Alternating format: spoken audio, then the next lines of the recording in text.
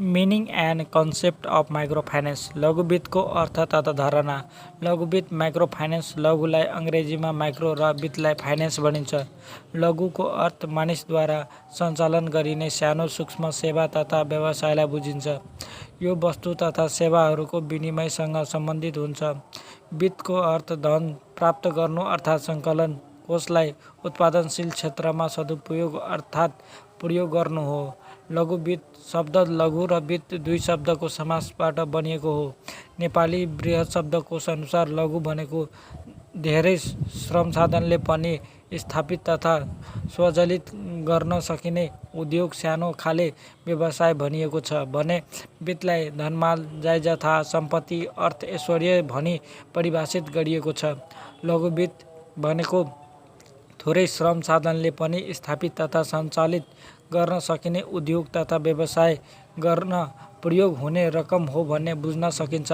सामान्यतया लघु वित्त आर्थिक तथा सामाजिक रूपमा पछि परेका वर्गको लागि प्रदान गरिने वित्तीय सेवा हो। लघु वित्तीय सम्बन्धी अवधारणा अनुसार प्रतिदिन $1 भन्दा कम आय हुने र राष्ट्रिय योजना आयोगका अनुसार सरदर ₹4,405 भन्दा कम वार्षिक आय भएका व्यक्ति वर्गलाई गरिब तथा विपन्न भनेको छ। यस्ता न्यून स्तर भएका विपन्न अथवा गरिब वर्गका लागि सासाना रूपमा बिना धितो सामूहिक जमानीमा हुने वित्तीय कारोबारलाई लघु वित्त भन्न सकिन्छ। अर्थात् लघु वित्त भन्नाले सामूहिक जमानीमा बिना धितो हुने उद्देश्यका लागि संस्थागत रूपमा विपन्न परिवारलाई प्रवाहित हुने कर्जा हो। लघु वित्त कार्यक्रमको पहिचान। नेपालमा गरिबी न्यूनीकरण गर्नका लागि लघु वित्त वित्तीय संस्थाहरूको स्थापना भएको हो। यस्ता वित्तीय संस्थाहरूले स्थानीय तह अर्थात् ग्रामीण क्षेत्रका जनता आर्थिक स्तर माथि उस्काउन उच्च योगदान गरिरहेका छन्। लघु वित्तीय कार्यक्रमले सामाजिक तथा आर्थिक रूपले पिछडिएका गरिबी तथा विपन्न वर्गलाई लक्षित गरी उनीहरूको जीवनस्तर आवश्यक सुधार ल्याउन कार्यक्रम लागू क्षेत्रको सर्वेक्षण गरी उक्त सर्वेक्षणबाट शाखा गरी जातीय, बैंकिङ, सिपगत, क्षेत्रगत इत्यादि आधारमा ठुला तथा साना परिवारको सीमाङ्कन गरी साना किसान परिवारका समूह सङ्गठन गरी धितो राखेर तथा नराखेर दुवै किसिमले सामूहिक जमानीमा कर्जा उपलब्ध गराउने भएकाले लघु वित्त संस्थालाई जान्ने र बुझ्न मान्छेले यसबाट उच्च फाइदा पनि लिएका छन्। यसैगरी उनीहरूबाट बचत सङ्कलन गर्नु, उत्पादनशील क्षेत्रमा अग्रसर गराउनु, आय आर्जनको क्षेत्र बढाउनु, केन्द्र तथा सामूहिक अवरुद्ध महिलाहरूलाई सङ्गठित गरी संस्थागत रूप दिनु यप्त लघु वित्त कार्यक्रमका मुख्य उद्देश्यहरू रहेका छन्। स्वदेशमै बसेर थोरै लगानीबाट उद्यमशीलता हासिल गर्नका लागि लघु वित्त संस्थाहरू पनि महत्त्वपूर्ण हुन सक्छन्। तर लघु वित्त संस्थाहरूले विकास ब्याङ्कहरूले भन्दा पनि धेरै रकम मात्र उपलब्ध गराउँछन्। लघु वित्तीय संस्थाले गर्ने कार्यहरू।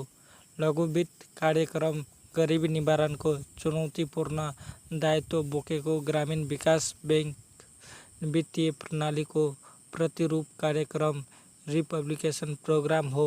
लघु वित्त कार्यक्रमले लघु कर्जाको क्षेत्रमा अत्याधिक सफल भएको कुरा यसको प्रयोग र अनुभवबाट भइरहेको छ। यो प्रणाली अन्य वित्तीय प्रणालीको तुलनामा बढी सफल हुनुमा यसको सरल र प्रभावकारी कार्यपद्धति नै एउटा महत्त्वपूर्ण कारक ठहर भएको छ। तर कर्मचारीहरूको इमान्दारिता तथा प्रयोगदेखि बाहिर भएको खण्डमा जटिलतातिर उन्मुख हुन्छ। लघु वित्त वित्तीय संस्थाले गर्ने कार्यहरू निम्नानुसार छन्।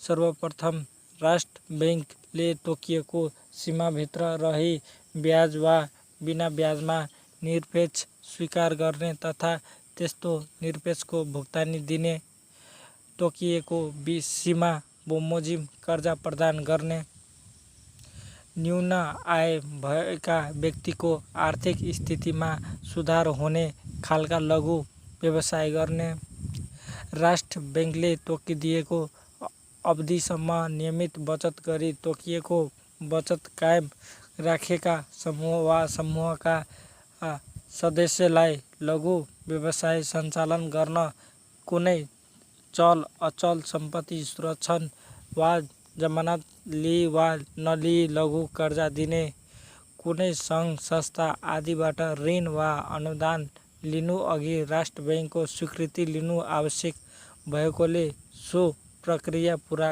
गर्ने। लघु कर्जा उपलब्ध गराउनु अगाडि जुन कार्यको लागि कर्जा माग भएको हो सोको मूल्याङ्कन र सम्भाव्यता पहिचान गर्ने। लघु व्यवसाय सम्बन्धमा गोष्ठी सञ्चालन गर्ने, परियोजना तर्जुमा परीक्षण दिने, सहयोग गर्ने, प्राविधिक ज्ञान दिलाउने र आवश्यकता अनुसार प्राविधिक सहयोग जुटाउने। लघु कर्जा परिचालन सम्बन्धमा समूहलाई आवश्यक सेवा प्रदान गर्ने। लघु कर्जा समयमा असुल गर्ने तर्फ आवश्यक कारबाही गर्ने।